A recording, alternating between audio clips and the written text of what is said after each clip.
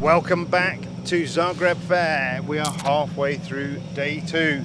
Some people, Jenny, might have thought it was all over last night. We didn't. I definitely didn't think it was all over. Didn't. I'm distancing myself from that comment entirely. Any kind of statement like that. Have we got a rally on? We've got a rally on our hands, haven't we? You're Crikey. not gonna do it, are you? Holy smoking Toledos! We got a rally on our hands, boys. There you go. Fella. We've had that all morning. But we genuinely have. I mean, Kalle Rovanperä down a minute and a bit ahead last night, down to 16 seconds. Yeah, look, we said it yesterday. You know, he was running first on the road, wasn't he? And he didn't have to deal with the big ledges that on the side of the road after you get cutting, because as he said, he was first on the road.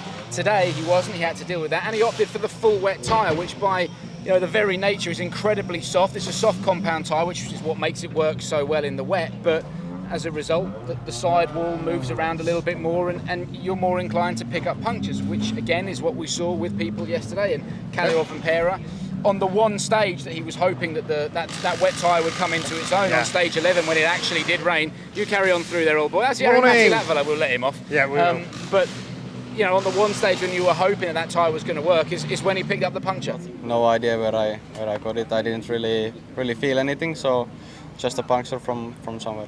What's the feeling now? We spoke to you last night. You were obviously quite elated. Great lead, minute lead. What's the feeling now?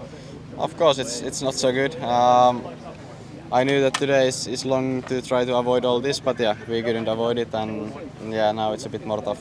Puncture for him, but also a stunning time from Oyt Tänak.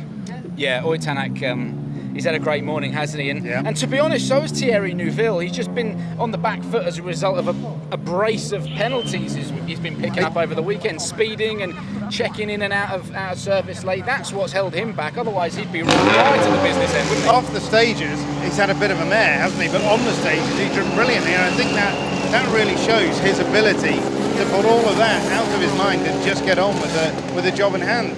We are all pushing. I think we are all still learning a bit the cars, especially in those conditions.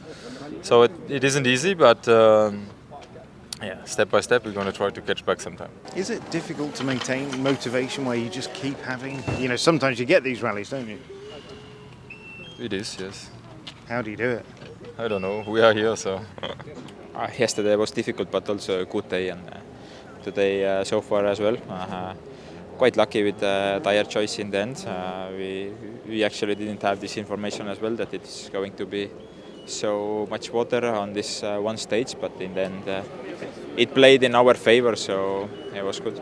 Almost a sort of resurgent morning again for Hyundai. Difficult one with Oliver Solberg. We've seen him go off the road and out in quite spectacular, dramatic circumstances. Yeah, I mean, look, I don't think it's right for people to jump straight away going, these new hybrid batteries, they're catching fire, this, that and the other. We've seen plenty of fires before in the WRC. And that was wrong. Yeah. Fundamentally, it was wrong. We understand that the back end of the car probably caught fire on some if there was any dry grass this morning, it found it and it burned. Either that or the exhaust was pushed up into the car. It's very tight underneath the car.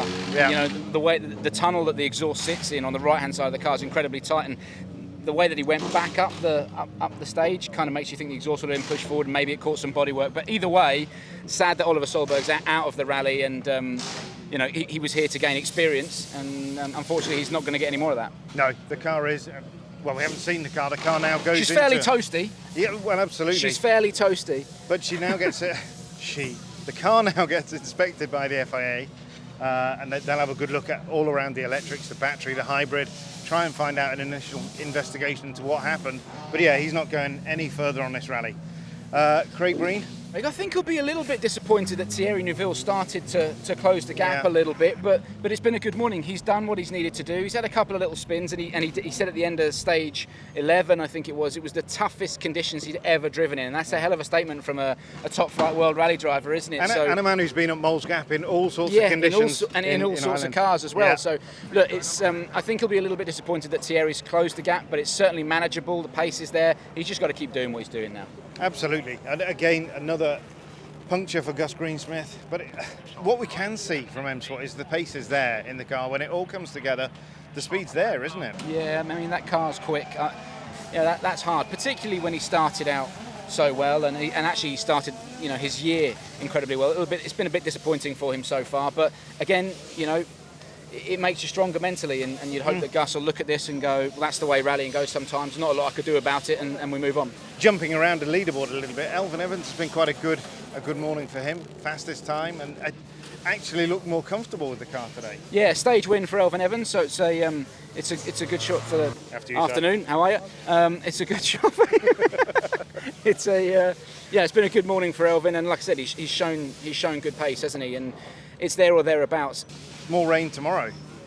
More rain forecast tomorrow. So don't look at me like that. Have you not heard that? No, I thought it was going to be dry tomorrow. Is it going to rain tomorrow? You might want to check that.